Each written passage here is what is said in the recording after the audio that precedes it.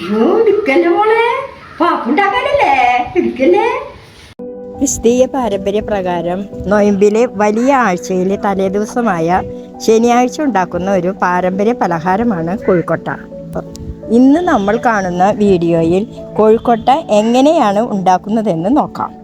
വറുത്ത അരിപ്പൊടി 1 cup, 2 cup വെള്ളം, അതിലേക്ക് ഉപ്പ് പാകത്തിന്, ശർക്കര 100 ഗ്രാം, 1 മുറി നാളികേരം ചിരകിയത്, 2 ടീസ്പൂൺ അരി വറുത്തത്, അത് പൊടിച്ച പൊടിയാണ് ഇത്. പിന്നെ ചുക്ക്, ഏലക്കായ, ജീരകം അത് പൊടിച്ചത്. മാവ് തയ്യാറാക്കുന്ന വിധം: ആദ്യം ഒരു പാത്രത്തിൽ 1 കപ്പ് അരിപ്പൊടി എടുക്കാം. ഇതിലേക്ക് പാകത്തിന് ഉപ്പും ചേർത്ത് ഒന്ന് മിക്സ് ചെയ്ത് വെക്കാം. ഇനി ഇതിലേക്ക് ചേർക്കാൻ വെള്ളം നന്നായി തിളപ്പിക്കാനായിട്ട് വെക്കണം. വെള്ളം നല്ലതുപോലെ തിളച്ചു വരുമ്പോൾ ചൂടോടെ തന്നെ പൊടിയിലേക്ക് കുറേശ്ശെയായി ഒഴിച്ചു കൊടുക്കാം. 1 സ്പൂൺ ഉപയോഗിച്ച് നന്നായി ഇളക്കി കൈകൊണ്ട് നല്ല പരുവത്തിന് കുഴച്ചെടുക്കുക. മാവ് എത്രത്തോളം സോഫ്റ്റ് ആകുന്നുവോ അത്രയും രുചി കൂടും നമ്മുടെ കൊഴുക്കട്ടയും. ഇനി നമുക്ക് ഇതിനുള്ളിലെ രുചിക്കൂട്ട് തയ്യാറാക്കാം. ഒരു പാത്രത്തിൽ ശർക്കര എടുത്ത് അതിൽ 2 സ്പൂൺ വെള്ളം ഒഴിച്ച് നന്നായി ഉരുക്കിയെടുക്കണം. ശർക്കര പൂർണ്ണമായും അലിഞ്ഞാൽ അതൊന്ന് അരിച്ചെടുക്കാൻ മറക്കരുത്. ഇനി ഒരു ചീനച്ചട്ടി അടുപ്പത്ത് വെച്ച് ഈ ശർക്കരപ്പാനി അതിലേക്ക് ഒഴിക്കാം. ശർക്കരപ്പാനി ചൂടായി വരുമ്പോൾ ചിരകി വെച്ച് തേങ്ങ ചേർത്ത് നന്നായി ഇളക്കി യോജിപ്പിക്കുക. മിശ്രിതം ഒന്നുകൂടി കുറുകി വരുമ്പോൾ ഇതിലേക്ക് നല്ല മണം വരാനായി പൊടിച്ചു വെച്ച ജീരകവും ഏലക്കായും പിന്നെ അല്പം ചുക്കും കൂടി ചേർക്കാം. കൂടെ 1 നുള്ള് വറുത്ത് പൊടിച്ചതും അരിയും കൂടി ചേർത്താൽ ഈ ഫില്ലിങ്സ് നല്ല ടൈറ്റായിട്ട് കിട്ടും. ഇത് പാകമാകുമ്പോൾ തീ ഓഫ് ചെയ്ത് തണുക്കാനായിട്ട് മാറ്റിവെക്കാം. കൊഴുക്കട്ട ഉരുട്ടിയെടുക്കാൻ ഇനി നമ്മൾ നേരത്തെ കുഴച്ചു വെച്ച അരിപ്പൊടിയിൽ നിന്നും ചെറിയ ഉരുളകൾ എടുക്കാം. ഓരോ ഉരുളയും കയ്യിൽ വെച്ച് നന്നായിട്ടൊന്ന് കുഴിയാക്കി എടുക്കണം.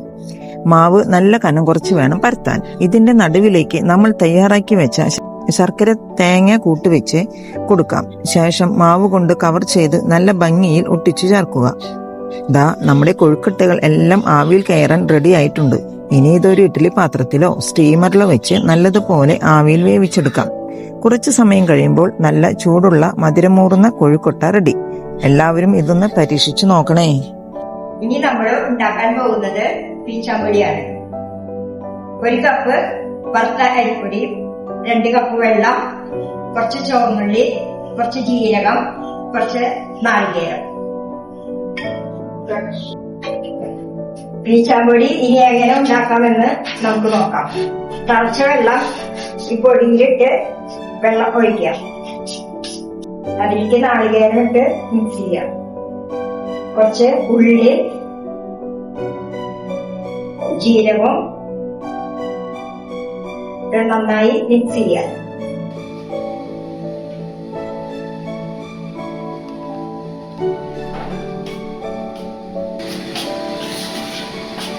ഈ ചമ്പടിയിലെ എല്ലാ സാധനങ്ങളും ഇട്ട് നമ്മൾ ഇങ്ങനെ നന്നായിട്ട് കുഴയ്ക്കുക. നന്നായി കുഴക്കണം കേട്ടാ. ചെറിയ ചെറിയ ഉരുളകളാക്കി നമ്മൾ ഇങ്ങനെ കൈകൊണ്ട് വിട്ട് വയ്ക്കുക.